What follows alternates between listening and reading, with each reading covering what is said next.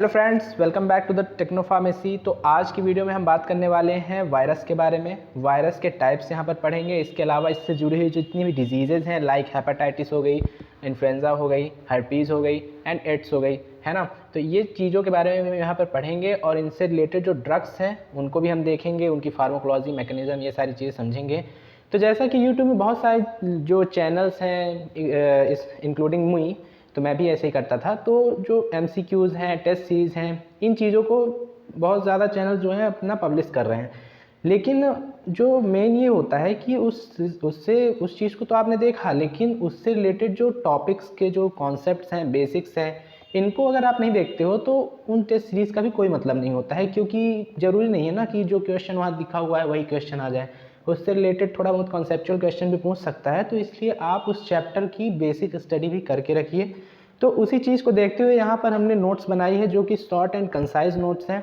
अगर आप इन नोट्स को देखेंगे अभी वीडियो में, अगर आप बने रहते हैं लास्ट तक, तो आप देखेंगे कि बहुत सारी ऐसी चीज़ें हैं जो कि आपके कंपटीशन के लिए बिल्कुल इंपॉर्टेंट हैं और आपके कॉन्सेप्ट को वो चीज़ें क्लियर करेंगी, है ना। तो वीडियो को आप स्किप मत करिएगा, आप इसको लास्ट तक बने रहिएगा। हाँ, ये हो सकता है कि आपको मेरी राइटिंग से थोड़ा बहुत प्रॉब्लम हो, लेकिन ये है कि मैंने इस चीज़ की बिल्कुल कोशिश की है कि आपको समझ में तो आ ही जाएगी एटलीस्ट, है ना। तो क्योंकि ये बहुत लॉन्ग ब्रेक का वीडियो है, हमने बहुत दिन बाद वीडियो बनाया है, तो थोड़ा बहुत एफर्ट्स भी लगाने पड़े हैं इसमें, इसलिए थोड़ा समय लग गया है। लेकिन अब वीडियो कंटिन्यू आएंगी, है ना। तो वीडियो में आप बने रहिए इन तक। चलिए हम स्टार्ट करते हैं वायरस को। तो जैसा कि वायरस, बैक्टीरिया यहाँ पे लिखा हुआ है, बैक्टीरिया ऑप्टिकल माइक्रोस्कोप से देखा जा सकता है। लेकिन वायरस एक ऐसी चीज़ है जो कि बैक्टीरिया से भी 100 टाइम्स स्मॉलर है ना। 100 टाइम्स में स्मॉलर है। और वायरस को जो साइंटिस्ट है जिन्होंने वायरस की खोज की थी, है ना। तो वायरस की खोज किसने की थी, रुक जाइए एक मिनट, हम मार्कर अपना चेंज कर लें। तो वायरस की खोज जो है DM इवानोव्स्की ने की थी, है ना। तो आप इस चीज़ को याद रख सकते हैं, DM इवान, है ना। तो यहाँ पर DM इवानोव्स्की जो थे वो साइंटिस्ट है जिन्होंने वायरस की खोज की थी। और उन्होंने किस चीज़ पर खोज, मतलब कौन से वायरस की खोज की थी, उन्होंने प्लांट की एक लीव ली थी, उसमें उन्होंने टोबैको मोज़ैक वायरस की जो है ऑब्जर्व किया था, TMV, है ना। टोबैको मोज़ैक वायरस की उन्होंने उस बेस पर वायरस की खोज की थी। कह सकते हैं कि टोबैको मोज़ैक वायरस ही उनको सबसे पहले मिला था। और वायरस जो है बेसिकली जो नॉन लिविंग थिंग्स में भी जब रहता है तो उसको ग्रोथ करने के लिए एक लिविंग मीडिया की रिक्वायरमेंट होती है। किस चीज़ की रिक्वायरमेंट होती है? लिविंग मीडिया की। तभी वो वायरस अपना एक्ट करता है। नॉन लिविंग थिंग्स में वायरस नहीं एक्ट करता है, लेकिन वहाँ पर एग्जिस्ट कर सकता है वो, है ना। अब हम चलते हैं वायरस के स्ट्रक्चर में। तो वायरस के स्ट्रक्चर को चलिए देख लेते हैं। स्ट्रक्चर है, पहले DNA हो सकता है वायरस में, RNA हो सकता है वायरस में, है ना। उसके बाहर जो लेयर होती है ना, कवरिंग लेयर, उसको क्या कहते हैं हम? कैप्सोमर कहते हैं। और उसके जो ऊपर लेयर होती है ना, तो उसको क्या कहते हैं? कैप्सिड। उसके मतलब कैप्सोमर के ऊपर कैप्सिड लगी होती है, कैप्सोमर के अंदर DNA या फिर RNA होता है ना। और जो लास्ट में इन्वेलप लगा होता है, ये इन्वेलप सभी वायरसेस में नहीं लगा होता है, कुछ वायरसेस में लगा होता है, कुछ DNA वायरस में लगा होता है, कुछ नॉन DNA वायरस मतलब RNA वायरस में लगा होता है ना। तो ये इन्वेलप सब में प्रेजेंट नहीं होता, लेकिन कुछ में प्रेजेंट होता है। If not envelope then naked virus, ठीक है। अब देख लीजिए यहाँ पे अगर इन्वेलप नहीं लगा हुआ है तो उन वायरस को क्या कहते हैं? Naked virus. तो चलिए अब नेक्स्ट देखते हैं कैप्सिड। जैसा कि आपको पता है ये बाहर की लेयर है कैप्सिड, है ना। तो मतलब इन्वेलप के अंदर पाई जाती है। तो कैप्सिड में दो तरीके की कैप्सिड होती हैं, उनके शेप के बेस पर बताया जा रहा है यहाँ पे। एक हेलिकल शेप की होती है, एक आइसोहेड्रल शेप की होती है। तो एक हेलिकल शेप, एक आइसोहेड्रल शेप, इसी शेप में, इसी दो शेप में कैप्सिड एग्जिस्ट करती है ना। तो अब यहाँ पे लिखा हुआ है कि वायरस अफेक्ट बैक्टीरिया, तो उसे क्या कहते हैं? बैक्टीरियोफेजेस कहते हैं। बैक्टीरियोफेजेस कहते हैं जब वायरस अटैक करता है, जो भी वायरस अटैक करता है बैक्टीरिया में, उसे बैक्टीरियोफेजेस कहते हैं। अब क्या होता है कि क्लासिफिकेशन ऑफ DNA की यहाँ पे बात कर लेते हैं। तो क्लासिफिकेशन जो DNA का है वो बेसिकली थोड़ा बहुत कॉम्प्लिकेटेड है, बहुत ज़्यादा नहीं है, लेकिन इससे क्वेश्चन बनने के चांसेस बहुत ज़्यादा हैं, है ना। तो कोई दिक्कत नहीं है, हम यहाँ पर ट्रिक्स से इसको सॉल्व करेंगे, ट्रिक्स से ही पूरा चीज़ें यहाँ पे पढ़ेंगे ताकि जो चीज़ें हैं वो लॉन्ग टर्म मेमोरी में सेव हो सके, है ना। तो चलिए हम स्टार्ट करते हैं क्लासिफिकेशन ऑफ DNA वायरस। अब वो वायरस की बात यहाँ पे हम कर रहे हैं जिनके अंदर DNA पाया जाता है ना, DNA वायरस। तो अब देखते हैं, यहाँ पे देख लेते हैं। पहले इन्वेलप वायरस है। इन्वेलप वायरस में जो डीएनए इन्वेलप वायरस जिनके बाहर क्या होता है, इन्वेलप लगी हुई होती है, कवरिंग लगी हुई होती है। तो hepadna virus, herpes virus and pox virus, ठीक है। तो यहाँ पे आप इस चीज़ को याद कर सकते हैं, जैसे पोहे तो आपने खाए होंगे, आपको पसंद भी होंगे। पोहे और हे के साथ हे और कर दीजिएगा, पोहे हे, है ना, पोहे कह सकते हैं। तो P for pox, H E for herpes and H E for hepadna, है ना। तो अब देखते हैं नेक्स्ट जो नेकेड वायरस है जिनमें इन्वेलप नहीं होती है। तो नेकेड वायरस में दो तरीके के वायरस आते हैं, एक होता है सिंगल स्ट्रैंड डीएनए वायरस और एक दूसरा होता है डबल स्ट्रैंड डीएनए वायरस। एक सिंगल स्ट्रैंड, एक डबल स्ट्रैंड। तो जो सिंगल स्ट्रैंड के जो वायरस हैं उनमें कौन सा वायरस आता है, पर्वो वायरस, ठीक है। पर्वो वायरस जो है वो सिंगल स्ट्रैंड के अंदर आता है। डबल स्ट्रैंड के अंदर क्या आता है, adeno virus, polyoma virus and papilloma virus, ठीक है। तो adeno virus, polyoma virus, papilloma virus. तो अब बेसिकली ये तो चीज़ें बहुत शॉर्ट हैं, तो मतलब कि कम ही वायरस है इसमें, तो ये आप लर्न कर सकते हैं इजली। लेकिन इसमें एक और चीज़ है, देखने वाली चीज़ ये है कि जो हेपेडिनो वायरस है वो सर्कुलर है, ठीक है। तो अगर कभी पूछे कि ऐसा इन्वेलप्ड डीएनए वायरस बताइए जो कि सर्कुलर हो, तो आपको किस में टिक करना है, हेपेडिनो में। और अगर आपसे पूछता है कि ऐसा नेकेड वायरस बताइए जो कि सर्कुलर हो, तो पैपिलोमा एंड पॉलियोमा वायरस, ये मैंने यहाँ पे लिखा हुआ है, सर्कुलर। और बाकी के जितने वायरस हैं इनमें वो सब लीनियर शेप के होंगे, है ना, वो सारी चीज़ें लीनियर शेप की होंगी। अब देखते हैं नेक्स्ट में, यहाँ पे एक जानकारी यहाँ पे लिखी हुई है, देख लेते हैं फैक्ट कि all DNA virus replicate in nucleus except pox. तो पॉक्स को छोड़ करके सारे डीएनए वायरस जो हैं वो न्यूक्लियस में रेप्लिकेट होते हैं। रेप्लिकेट होने का मतलब समझ रहे हैं आप, जब वो ग्रोथ करते हैं ना तो रेप्लिकेशन होता है, डीएनए रेप्लिकेशन होता है वहाँ पे। तो सभी डीएनए वायरस न्यूक्लियस में रेप्लिकेट करते हैं एक्सेप्ट ऑफ पॉक्स को छोड़ करके, पॉक्स वायरस को छोड़ करके। And all DNA virus have icosahedral capsid symmetry except pox. और पॉक्स को छोड़ करके बाकी सारे वायरसेस में जो कैप्सिड होता है ना, कैप्सिड जैसा कि आप यहाँ पे देखे होंगे, कैप्सिड होता है, ये कैप्सिड है, ठीक है। तो कैप्सिड जो होता है ये यहाँ पे आइसोहेड्रल शेप का होता है। तो आइसोहेड्रल, तो यहाँ पर जो आप कह सकते हैं कि डीएनए वायरस जितने भी हैं वो सब जो है हेलिकल कैप्सिड के होते हैं, है ना। जो ये आपका हेलिकल कैप्सिड है, ये हेलिकल कैप्सिड, तो हेलिकल कैप्सिड के होते हैं एक्सेप्ट ऑफ पॉक्स। पॉक्स में क्या होता है, आइसोहेड्रल होता है, ठीक है। अब हम चलते हैं अपने नेक्स्ट क्लासिफिकेशन में जो कि आरएनए वायरस का है, on the basis of genome. Genome के बेसिस पर डीएनए वायरस को कितने टाइप्स में बांटा गया है वो देख लेते हैं। तो जीनोम के बेसिस पे है एक डबल स्ट्रैंड, एक सिंगल स्ट्रैंड। अब यहाँ पे डबल स्ट्रैंड में कौन है, डबल स्ट्रैंड में है रियो वायरस। क्या है, रियो वायरस। डबल स्ट्रैंड जीनोम के बेसिस पे हमने डिवाइड किया है, डबल स्ट्रैंड रियो हो गया। एंड सिंगल स्ट्रैंड में देख लेते हैं, सिंगल स्ट्रैंड में है, तो यहाँ पे हम देखते हैं सिंगल स्ट्रैंड वायरस के बारे में। तो सिंगल स्ट्रैंड में बेसिकली टू टाइप से यहाँ पे वायरस को देखा जाता है, एक पॉजिटिव सेंस आरएनए वायरस और एक होता है कौन सा, निगेटिव सेंस आरएनए वायरस। अब इन दोनों में अंतर क्या होता है, पॉजिटिव सेंस और निगेटिव सेंस आरएनए वायरस में। तो जो पॉजिटिव सेंस के आरएनए वायरस होते हैं वो पूरी तरीके से पॉजिटिव होते हैं। पॉजिटिव का मतलब कैसे, कि जैसा कि हमारी जो सीरीज़ होती है कि डीएनए से क्या होता है, पहले ट्रांसक्रिप्शन होता है, क्या होता है, ट्रांसक्रिप्शन होता है। ट्रांसक्रिप्शन के बाद क्या होता है, आरएनए में जाता है, आरएनए से क्या होता है, ट्रांसलेशन होता है, फिर प्रोटीन का फॉर्मेशन होता है। तो ये पूरा पॉजिटिव बेसिस पर ये चीज़ें चल रही हैं ना, तो इसे कह सकते हैं positive sense of RNA virus. और इसके बाद जो नेक्स्ट है कि negative sense of RNA virus. तो negative sense of RNA virus, prior translation into protein it needs RNA dependent RNA polymerase. तो ये कह रहा है कि ट्रांसलेशन से पहले जब प्रोटीन फॉर्म होता है, उसमें जो ट्रांसलेशन होता है उससे पहले इसको किस चीज़ की रिक्वायरमेंट होती है, आरएनए डिपेंडेंट आरएनए पॉलीमरेज की। किसकी, आरएनए डिपेंडेंट आरएनए पॉलीमरेज की यहाँ पर रिक्वायरमेंट होती है। ऐसे वायरसेस को हम negative sense of RNA virus कहते हैं, ठीक है। अब बात ये आती है कि चलिए हम इनको देख लेते हैं, इनमें पॉजिटिव सेंस में ये वायरस आते हैं और निगेटिव सेंस में ये वायरस आते हैं, लेकिन इनके लिए ट्रिक्स भी हैं। सो डोंट बी पैनिक, ये चीज़ें आपको तुरंत लर्न हो जाएंगी, यहीं पे क्विक आपको देखते देखते ही लर्न हो जाएंगी चीज़ें। तो आप देखिए पॉजिटिव सेंस ऑफ वायरस क्या है, तो हम देख लेते हैं यहाँ पे toga virus, retro virus, herpes virus, flavi virus, कैलिया वायरस, पिक्रोना, कोरोना सॉरी, तो arena virus, bunya virus, orthomyxo virus, filo virus, rhabdo virus, paramyxo virus, delta virus. अब चलिए, ये तो हो गई वायरसेस की बात। अब यहाँ पे देख लेते हैं हम थोड़ा ट्रिक्स के बारे में भी। तो अगर आपको पॉजिटिव सेंस ऑफ वायरस की याद करनी है, positive sense of RNA virus, है ना, तो यहाँ पर जो ट्रिक है वो क्या फॉलो अप होगी कि टोगा जी रेट्रो पर हीप वाला फ्लेवर चाहिए तो कॉल पिक करो ना। सॉरी, टोगा जी इसको आप रेट्रो को रातों कह दीजिएगा, है ना। रातों में हीप वाला फ्लेवर चाहिए तो कॉल पिक करो ना, है ना। तो गाइस ट्रिक को ट्रिक की तरह ही लीजिएगा, है ना। तो क्योंकि ये लर्न कराने के लिए चीज़ें बनाई गई हैं, है ना। तो टोगा जी का मतलब हो गया टोगा वायरस, रेट्रो का मतलब होता है रातों मतलब होता है रेट्रो वायरस, हीप वाला मतलब होता है हर्पीस की यहाँ पे बात हो रही है, हर्पीस वायरस, फ्लैवी वायरस, कैलिया virus, picorna virus, corona virus, है ना।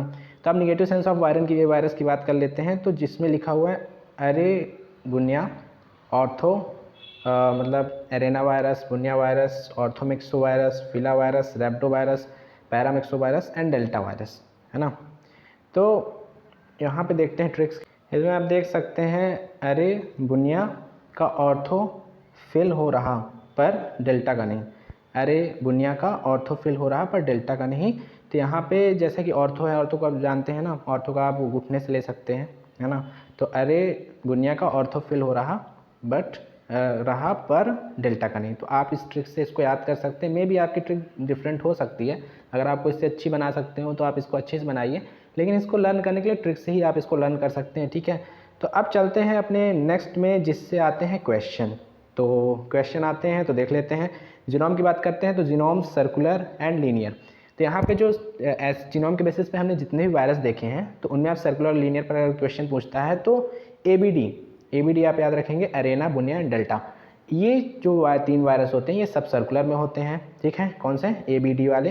एंड जो लीनियर वाले होते हैं वो जितने भी RNA इसके अलावा, ABD के अलावा जितने भी बच रहे हैं वो सब लीनियर में आते हैं, ठीक है। ये सब लीनियर में आते हैं। एंड अब जीनोम की बात कर लेते हैं। जीनोम में है सेगमेंटेड। अगर जीनोम में सेगमेंटेड वायरस अगर पूछता है तो इसमें आप क्या कर देंगे? बोर कह सकते हैं, बुनिया, ortho, arena and Rio virus, ठीक है। तो यहाँ पे आप क्या याद कर सकते हैं? बोर जो वायरस होते हैं वो सेगमेंटेड होते हैं, ठीक है। अब हम चलते हैं नेक्स्ट में कि on the basis of capsid के बेस पर अगर देखा जाए तो जैसे कि वहाँ पे हमने देखा था पॉक्स वायरस के लिए कि पॉक्स जो होता है आइसोसाइडल का होता है, बाकी सारे जो होते हैं वो क्या होते हैं? हेलिकल होते हैं, है ना। अब यहाँ पे देख लेते हैं हेलिकल वाले कितने हैं। तो helical negative sense of RNA virus except of delta.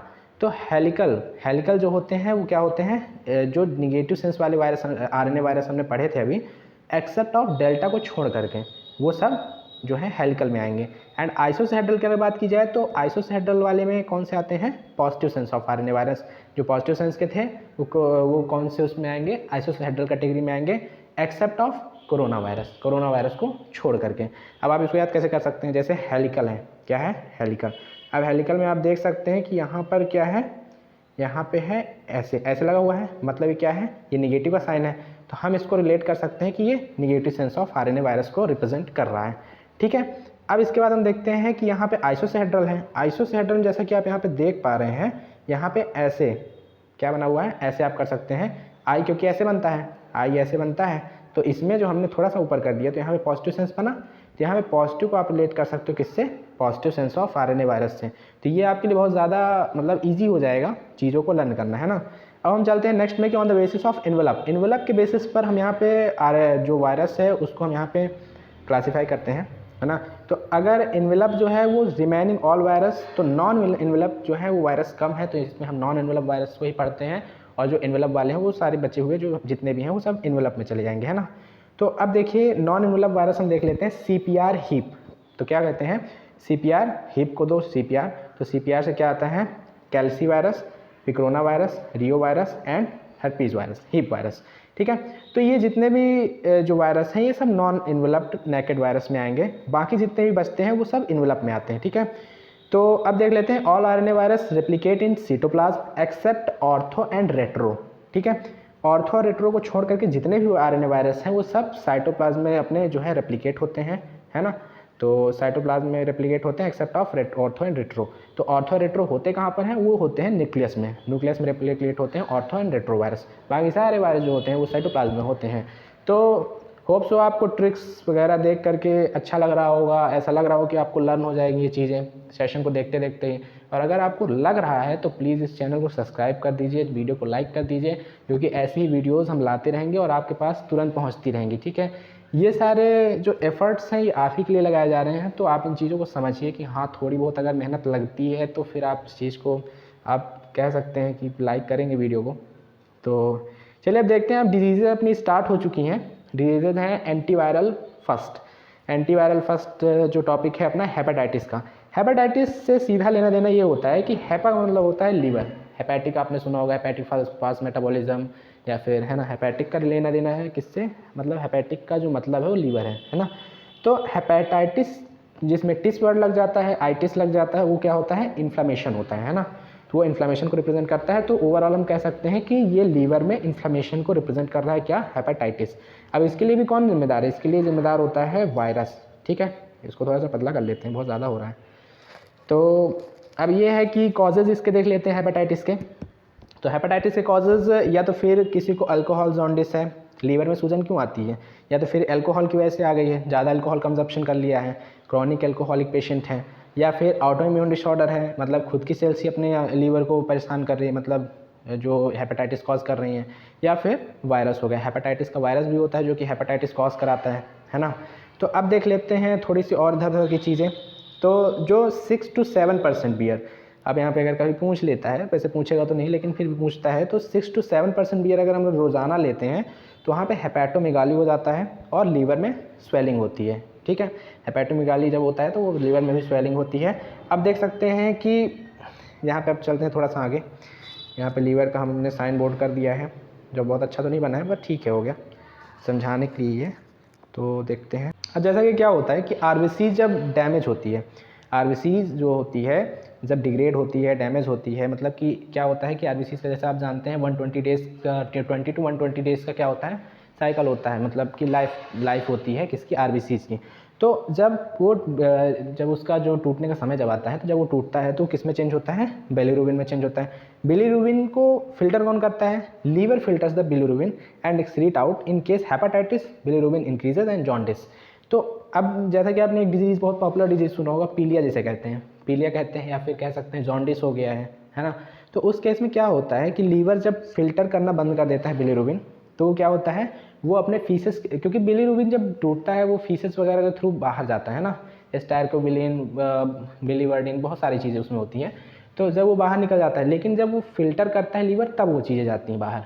लेकिन अब जब लीवर फिल्टर नहीं करेगा तो जो बिलीरुबिन का जो लेवल है अपने बॉडी में इंक्रीज़ हो जाएगा, और जब बिलीरुबिन अपने शरीर में बढ़ जाएगा तो उस केस में क्या होगा कि जो पीलापन जो है ना सब जगह आने लगेगा, बिलीरुबिन बढ़ेगा, फिर कॉम्प्लिकेशंस आने स्टार्ट हो जाएंगे और डॉक्टर कह देगा कि भैया आपको जॉन्डिस हुआ है ना।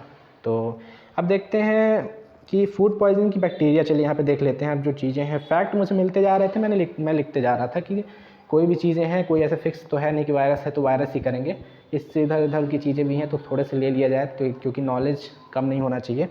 तो फूड पॉइजनिंग की जो बैक्टीरिया है वो कौन सी है, क्लॉस्ट्रीडियम बोटुलिनम। क्लॉस्ट्रीडियम बोटुलिनम जो होती है वो फूड पॉइजनिंग कॉज करती बैक्टीरिया, है ना।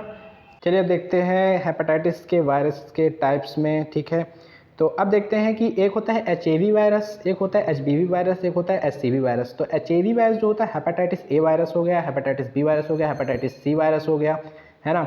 तो अब देख लेते हैं थोड़ा थोड़ा इन जो वायरस हैं एचएवी, एचबीवी एंड एचसीवी, इनके बारे में थोड़ा थोड़ा जानकारियाँ देख लेते हैं। कि जो एचएवी वायरस होता है वो एक तो सीरियस नहीं होता है, ठीक है। एचबीवी वायरस वहीं पर क्या होता है, हाईली सीरियस होता है।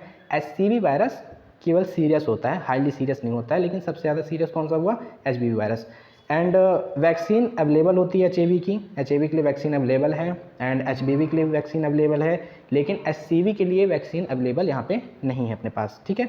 अब जो अपना एचएवी वायरस होता है वो किस रूट से, किस तरीके से अपने शरीर के अंदर इंटर करता है, तो वो ओरोफिकल रूट से अपने शरीर बॉडी के अंदर जो है इंटर करता है, ठीक है।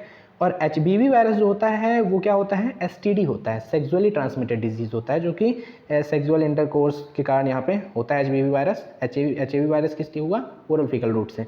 और एचसीवी वायरस किस चीज़ से होता है, ये भी एसटीडी ही है, तो सेक्सुअली ट्रांसमिटेड डिजीज़ है ये। तो अब चलते हैं थोड़ा सा फिर एचआईवी वायरस की ओर। कि एचआईवी वायरस जो होता है अनहाइजीनिक कंडीशंस के कारण होता है, ठीक है। जैसे सिम्टम्स हो गए, डायरिया हो गया, वॉमिटिंग हो गया, एब्डोमेन पेन हो रहा है, या फिर फीवर आ रहा है, ये एचआईवी वायरस के सिम्टम्स हुए। एंड ओनली सिम्टोमेटिक ट्रीटमेंट ही इसमें किया जाता है, इसके लिए कोई स्पेशल दवाइयाँ नहीं बनी हुई हैं, इसके लिए कौन सी बनी हुई है, सिम्टोमेटिक ट्रीटमेंट किया जाता है। 96% इसमें क्योर है, 96% चांसेस होते हैं कि क्योर हो जाएगा ये चीज़ें, HIV वायरस क्योर हो जाएगा। वहीं अगर HBV की वायरस की बात की जाए, जो कि बहुत ज़्यादा डेंजरस है, तो डेंजरस भी है और मेजर रीज़न इसका क्या है कि ब्लड ट्रांसफ्यूज़न, अगर किसी का ब्लड किसी के चढ़ाया जा रहा है, अगर उसको है HBV वायरस, तब वो फिर दूसरे जिसको ट्रांसफ्यूज़ किया गया है ब्लड, उसको भी हो जाएगा HBV वायरस। इसके अलावा फीडिंग नर्सिंग फीमेल्स जो होती हैं, है ना, जो नर्सिंग, जो हॉस्पिटल्स में नर्सेस काम करती हैं, उनको भी होने का खतरा होता है। इसके अलावा जो फीडिंग मदर होती है, उसको भी होने के चांसेस होते हैं, है ना। तो अब ये है कि सेक्सुअली ट्रांसमिटेड होने वाली डिजीज़ है, या फिर इसका एक और जो मेजर रीज़न है वो है इन्फेक्टेड सिरिंज। इन्फेक्टेड सिरिंज यहाँ पे कह सकते हैं जैसे कि जो स्लम्स वगैरह एरिया होती हैं, झुग्गी झोपड़ी, जहाँ पे बहुत ज़्यादा मतलब कह सकते हैं इकोनॉमिकली पुअर लोग हैं, लेकिन वो नशे में ज़्यादा इन चीज़ों में रहते हैं, है ना। तो वो क्या करते हैं कि क्योंकि सिरिंजेस बार बार ना परचेस करनी पड़े, तो वो क्या करते हैं, एक ही सिरिंज से ही सभी लोग जो है ड्रग्स ले लेते हैं। तो उस केस में भी HBV वायरस फैलता है, ठीक है। अब ये ब्लास्ट इन स्लम एरियाज़, यहाँ पे लिखा ही हुआ है blast in slum areas, and साथ में यहाँ पे लिखा हुआ है साथ में HBV एंड HIV को इन्फेक्शन बहुत कॉमन है साथ में। हाँ, अगर आपसे अगर पूछता है कि ऐसा कौन सा वायरस है जो कि HIV के साथ बहुत ज़्यादा कॉमन है, तो आप उसके लिए क्या लगाएंगे, HBV HIV वायरस, ठीक है, HBV virus, sorry, HBV virus है। HBV की vaccine at the time of birth लगती है विद इन द 24 आवर्स। ये बहुत ये जानकारी, एक्स्ट्रा जानकारी है कि HBV की जो वैक्सीन होती है वो बर्थ के टाइम पर लगती है विद इन 24 आवर्स, 24 घंटे के अंदर अंदर ये वैक्सीन इसको लगाई जानी चाहिए। एंड HCV वायरस क्या होता है, क्योंकि ये सीरियस है, वैक्सीन इसकी अवेलेबल है नहीं, लेकिन है ये कौन सी, STD है। It can cause liver cirrhosis, है ना, लीवर सिरोसिस कह सकते हैं, लीवर में कैंसर होना, and can be cure, and can be cure, इसको हम क्योर किया जा सकता है, इसको क्योर किया जा सकता है, ठीक है। अब HBV वायरस में होता क्या है कि HBV वायरस DNA वायरस है, क्या है, DNA वायरस है, और मिनिमम 6 मंथ का इसमें ट्रीटमेंट चलता है एंड वायरस सप्रेशन किया जाता है इसमें। तो कह सकते हैं कि DNA वायरस है क्योंकि, तो हमको क्या करना पड़ता है, इस वायरस को सप्रेस करना पड़ता है। इसके ट्रीटमेंट में क्या किया जाता है, इसमें वायरस को सप्रेस किया जाता है। वहीं अगर बात की जाए HCV की, तो HCV क्या होता है, RNA वायरस होता है, और इसमें वायरल का इरेडिकेशन किया जाता है, वायरस को हटाया जाता है ना। इसमें वायरस को हटाना ही हमारा गोल होता है, और HCV वायरस जो होता है RNA वायरस होता है, ठीक है। तो अब चलते हैं, क्योंकि हेपेटाइटिस के जो टाइप्स हैं वो कंप्लीट हो चुके हैं। अब यहाँ पर देखते हैं वायरस डिजीज़ में ज़्यादा जिया जा सकता है then cancer, because the viral load can suppress. तो अगर किसी को वायरस का इन्फेक्शन है, ठीक है, जैसे HIV वगैरह हो गई, कितनी भी कोई भी चीज़ हो गई, तो उसमें अगर डेथ के चांसेस हैं, तो वो कह सकते हैं कि कैंसर से तो कम ही है। कैंसर में क्या होता है, कैंसर में 3-4 साल 5 साल ये इतना तो लिमिट होता है, लेकिन वायरस में क्या है, जैसे HIV वायरस आपने देखते होंगे, तो HIV वायरस क्या होता है, HIV वायरस का पेशेंट 10 से 15 साल तक आराम से जी सकता है, ठीक है। तो कह सकते हैं कि वायरस की डिजीज़ फिर भी ठीक है कैंसर की डिजीज़ से, वैसे ठीक तो दोनों नहीं है, ठीक है।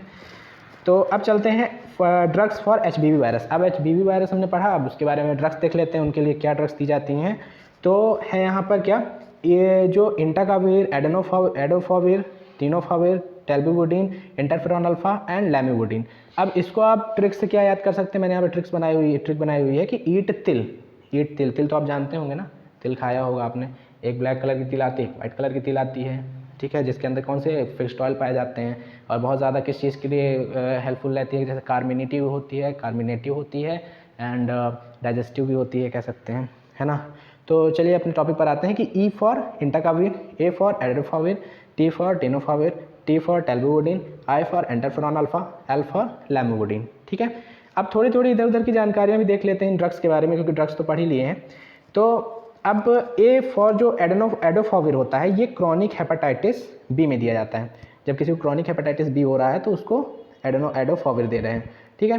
अब जो मैकेनिज्म तो पढ़ेंगे, लेकिन थोड़ी सी इधर उधर की चीज़ें और देख लेते हैं कि जो इंटाकावीर होता है वो गुआनोसिन का एनालॉग होता है। इंटाकावीर क्या होता है, गुआनोसिन का एनालॉग होता है।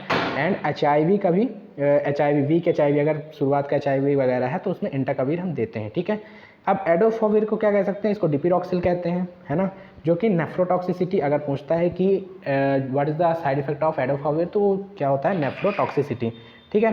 अब नेक्स्ट है टिनोफाविर की यहाँ पर डोजेस लिखी हुई हैं, है ना, ऑल्सो यूज इन HIV में भी इसको यूज़ करते हैं। एंड लैमिबुडिन को भी HIV में यूज़ करते हैं।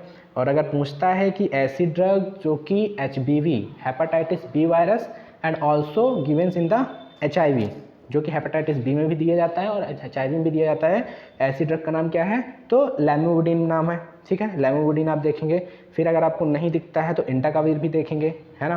तो ऐसे अगर क्वेश्चन कॉन्सेप्ट बेस पर आपसे अगर कोई चीज़ फंसाई जा रही है तो आप कॉन्सेप्ट को समझें उस चीज़ को। इसीलिए मैं यहाँ पर जो चैप्टर की जो है वो सीरीज़ लेकर के आया हूँ, ना कि कोई भी MCQs या फिर टेस्ट सीरीज़, क्योंकि उसमें क्या होता है कि उसमें डायरेक्टली क्वेश्चन पूछते हैं और हमने आंसर दिया, बन गया तो ठीक है, नहीं बना तो सीख लिए और उसके बाद चले गए। और फिर वहाँ पे क्वेश्चन कैसे आते हैं कि दूसरी तरीके से आएंगे, ठीक है।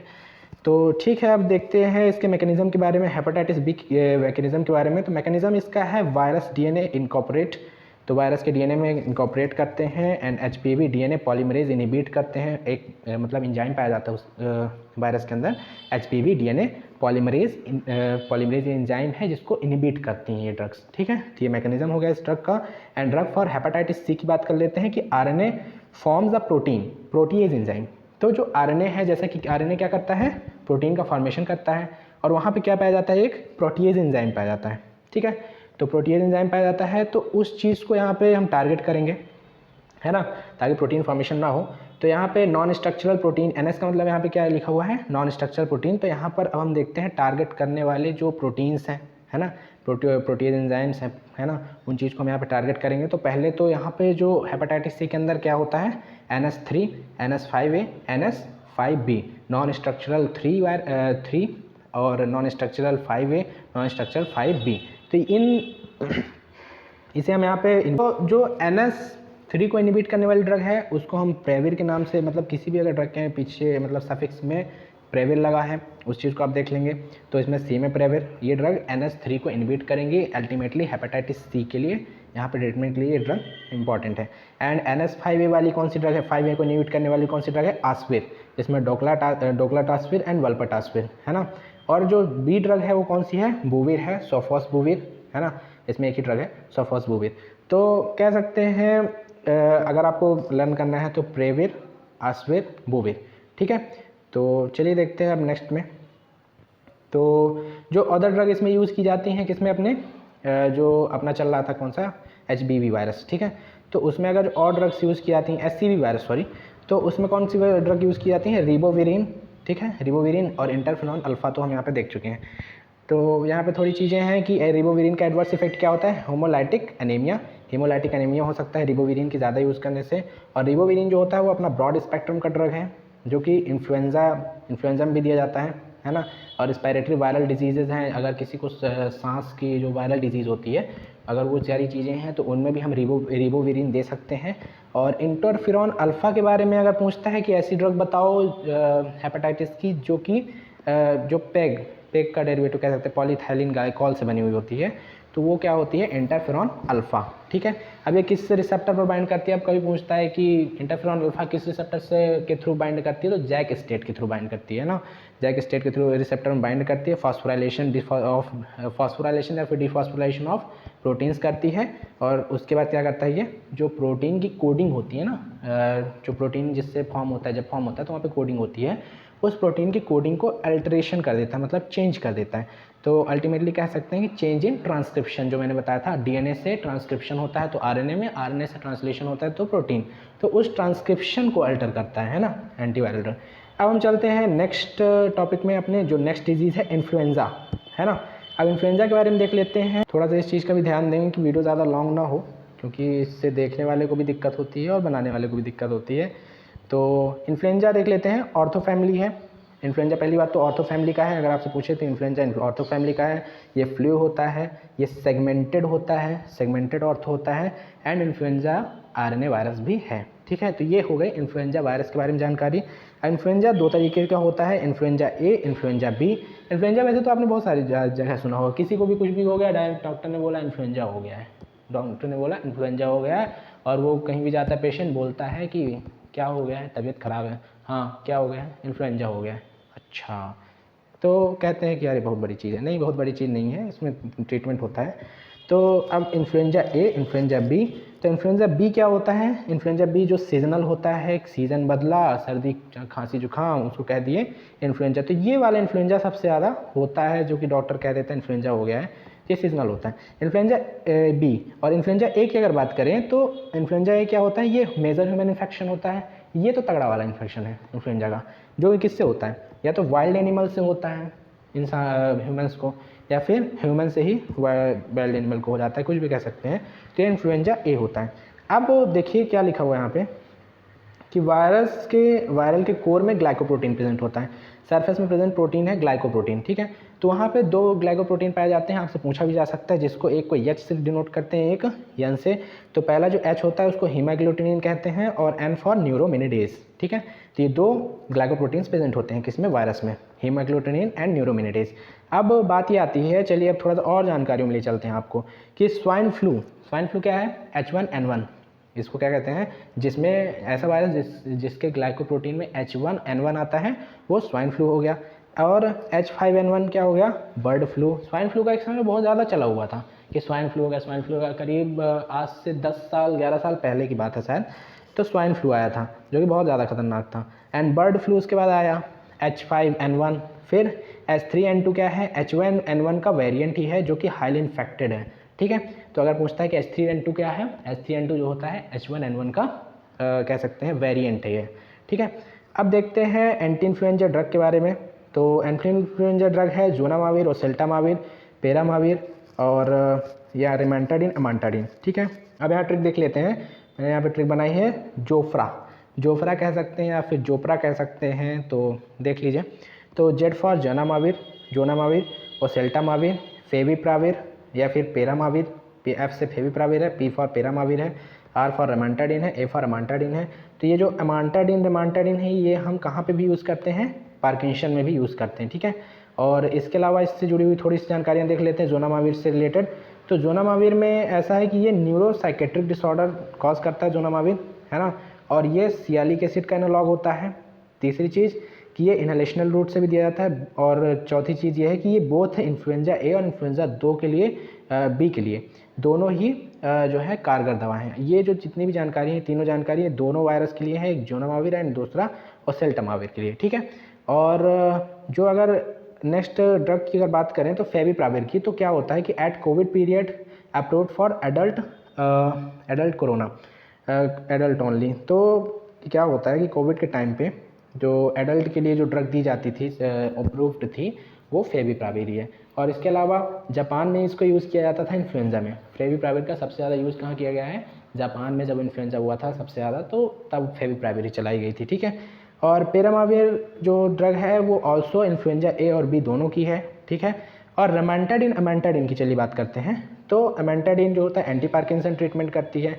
इन्फ्लुएंजा ए अमांटाडिन इन्फ्लुएंजा बी के लिए नहीं कारगर है, केवल इन्फ्लुएंजा ए में दी जाती है, ठीक है। और अगर पूछता है कि ऐसी एंटी पार्किंसन ड्रग बताइए जो कि इन्फ्लुएंजा में दी जाती है, तो आप दोनों का ही मतलब अमांटाडिन और अमांटाडिन का ही नाम लेंगे, ठीक है।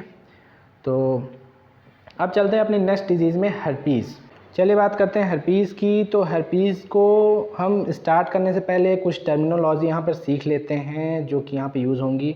पहले तो हम देखते हैं इंसेफेलाइटिस का मतलब क्या होता है। इंसेफेलाइटिस का मतलब होता है कि अगर किसी डिजीज़ का, है ना, अगर किसी डिजीज़ का इफ़ेक्ट अगर ब्रेन में पड़ता है तो उसको हम कहते हैं इंसेफेलाइटिस, ठीक है।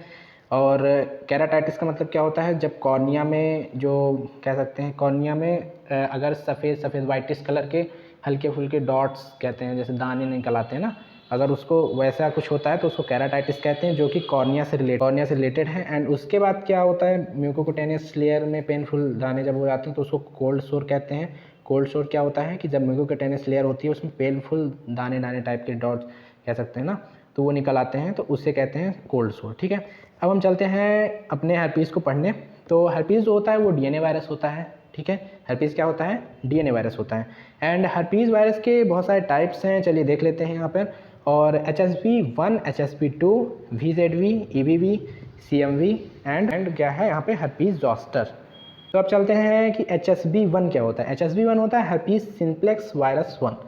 हर्पीज़ सिम्प्लेक्स वायरस 1 के कारण होता क्या है यहाँ पर, तो यहाँ पर हर्पीज़ सिम्प्लेक्स वायरस के कारण होता है कोल्ड सोर हो गया, हर्पीज़ इंसेफेलाइटिस हो गई, या फिर हर्पीज़ केराटाइटिस हो गई, है ना।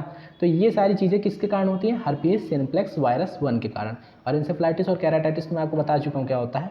एंड HSV2 क्या होता है, herpes simplex virus 2, herpes simplex virus 2, इसमें होता क्या है कि जेनाइटल में, पेनिस में और या फिर इंटरनल वल्वा में क्या होता है, सोर्स हो जाते हैं। क्या हो जाते हैं, सोर्स। और सोर्स का मतलब क्या हुआ, दाने हो जाना। तो दाने कहाँ पड़ जाते हैं, एक इंटरनल वल्वा जो अपनी वजाइना में कह सकते हैं, एंड पेनिस में, ठीक है। तो पेनिस और वजाइना सोर्स हो जाते हैं।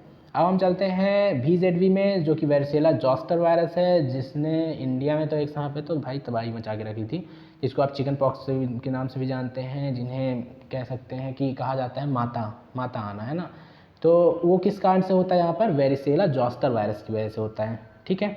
और इसके बाद नेक्स्ट कौन सा वायरस है, EBV, Epstein Barr virus. Epstein virus जो होता है उसके कारण भी कॉम्प्लिकेशंस आते हैं। उसमें होता क्या है, तो बेसिकली एप्स्टीन बायर वायरस का अगर इन्फेक्शन हो जाता है तो उसे किसिंग डिजीज़ कहते हैं, ग्लैंडुलर फीवर कहते हैं, इन्फेक्शियस मोनोन्यूक्लियोसिस होता है उसके कारण, है ना। और फिर है next CMV virus, cytomegalo virus.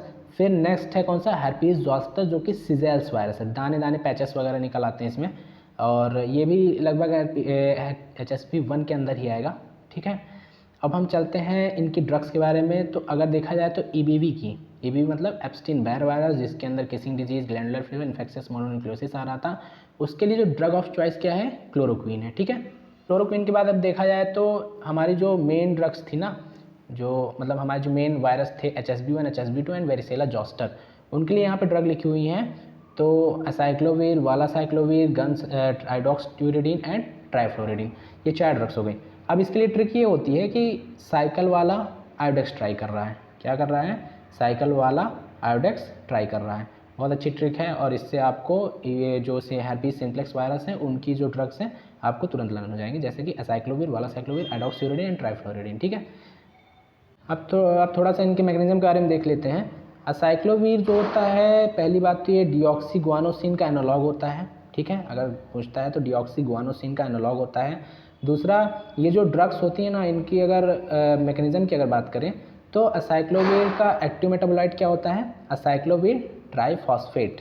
असाइक्लोविर क्या होता है, तो अगर इनके मैकेनिज्म की बात करें तो असाइक्लोविर पहले क्या होता है, डिऑक्सीगुआनोसिन एनालॉग होता है पहली चीज़।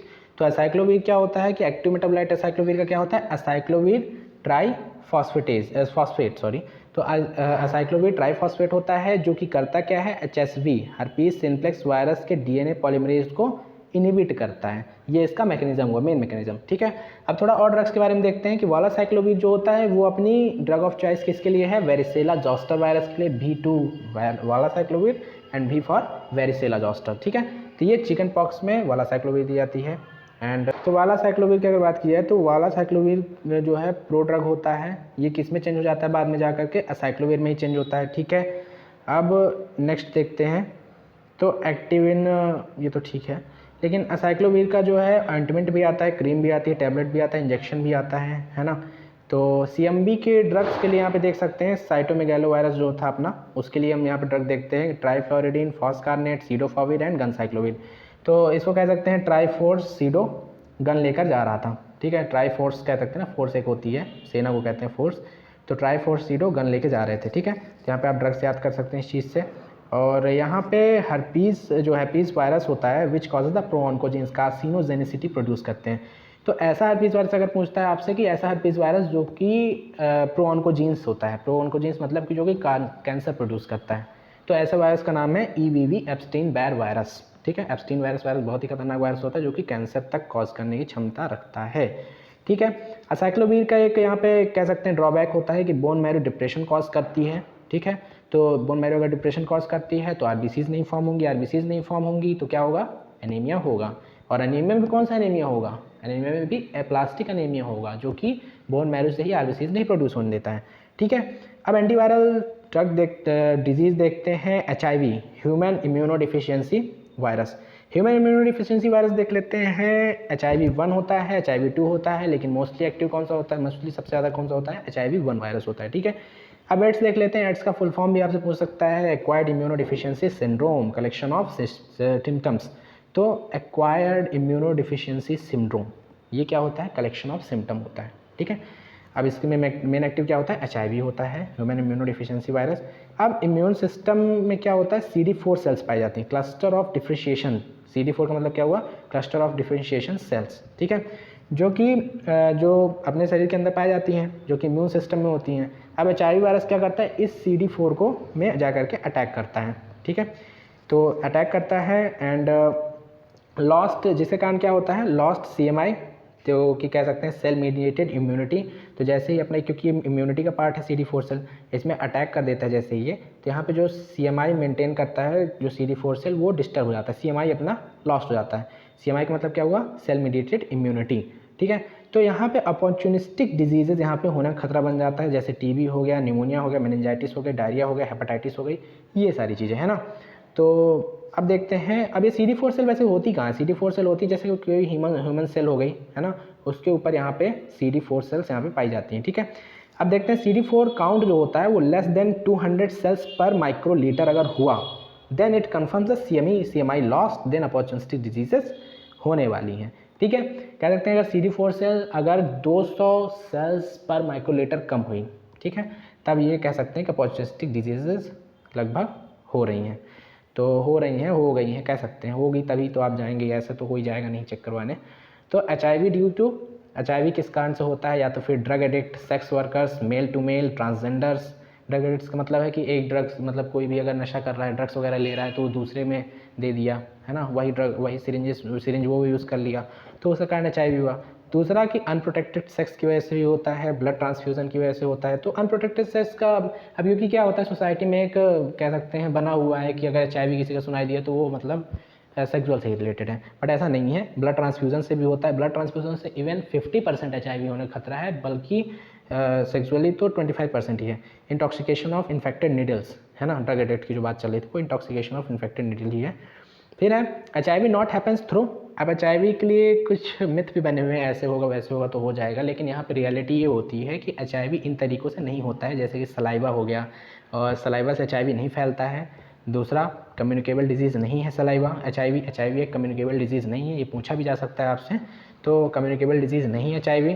And skin to skin infection इसका नहीं होता है, तो ऐसा नहीं है कि अनटचबिलिटी, ठीक है।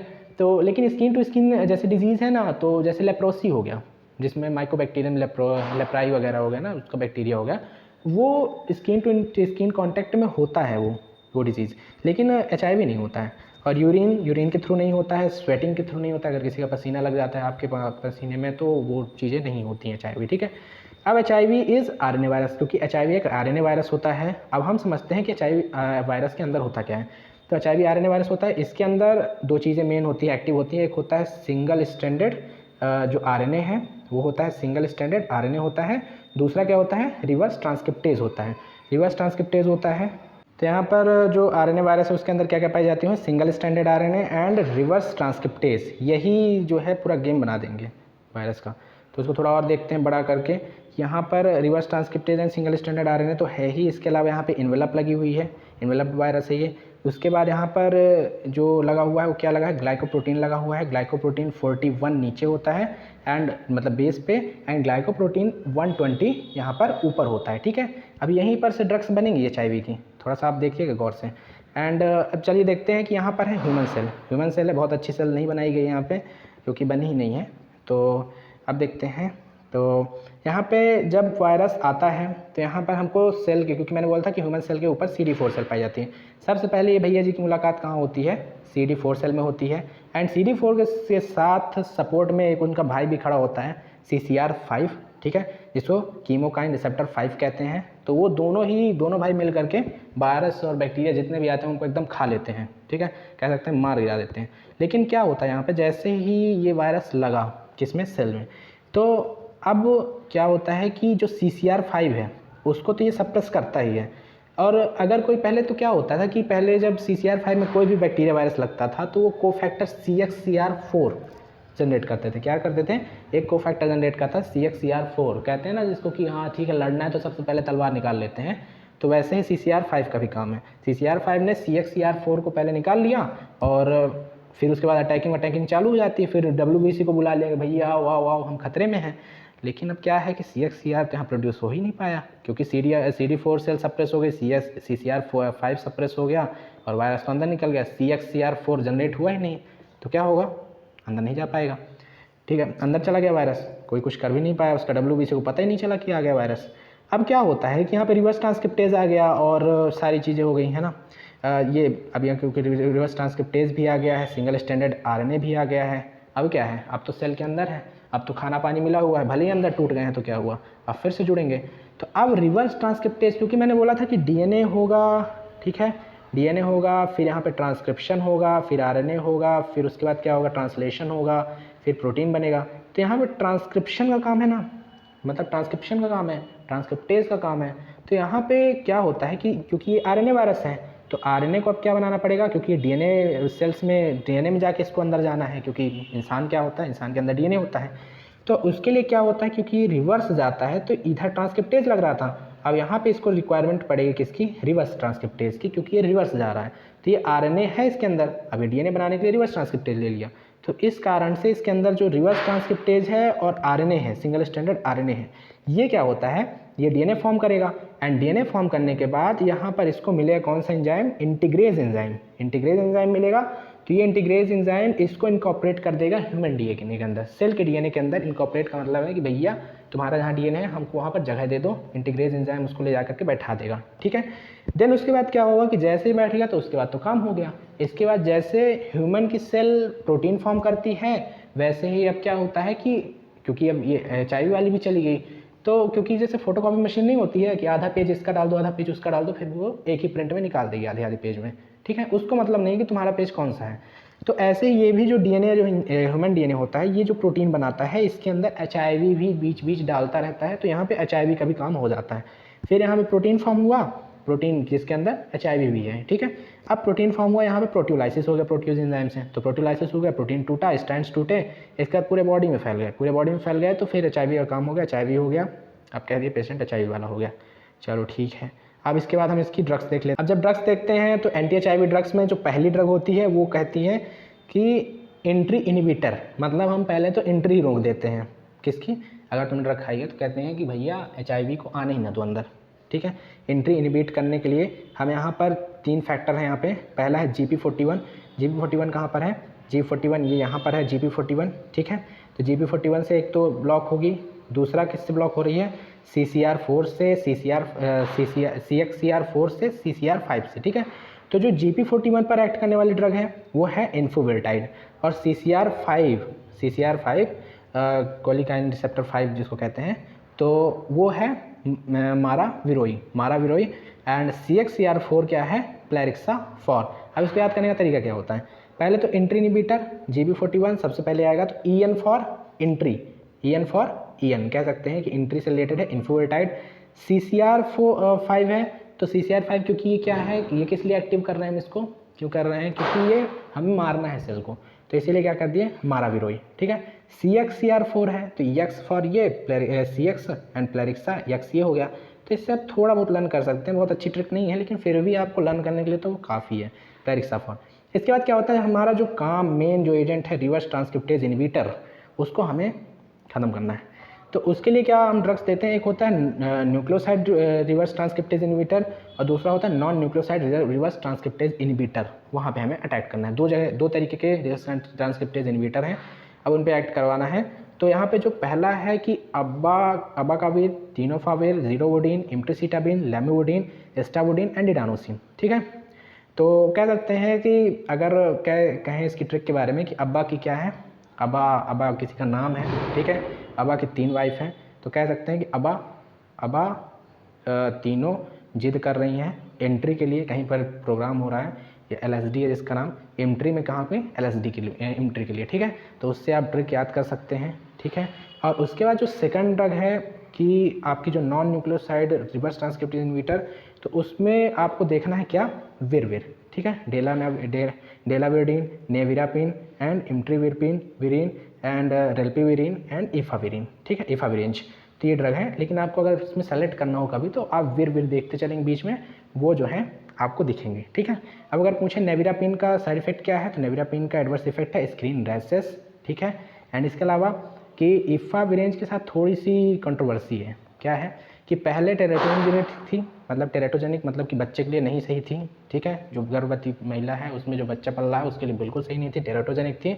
एंड बट ब्रेस्ट फीडिंग के लिए ये बहुत अच्छी है, ठीक है। तो टेरेटोजेनिसिटी के लिए कारण इसको हटा दिया गया था बीच में, ठीक है, किसको, इफाविरेंज को, लेकिन बाद में फिर इसको अप्रूव किया गया था। बट ब्रेस्ट फीडिंग के लिए तो बढ़िया है ये, जो कि ब्रेस्ट फीडिंग जो स्तनपान वाली मदर होती हैं उनके लिए ठीक है ये ड्रग। इसके अलावा है इंटीग्रेज इनहिबिटर। इंटीग्रेज इनहिबिटर की यहाँ पे बात करते हैं, तो इंटीग्रेज जो कि एंट्री दिलाया था किसमें, अपने डीएनए के अंदर। तो इंटीग्रेज के लिए रोल्टेग्राविर, डोल्टेग्राविर, तो इसमें आप ग्राविर पकड़ सकते हैं वर्ड, ठीक है, तो रोल्टेग्राविर एंड डोल्टेग्राविर।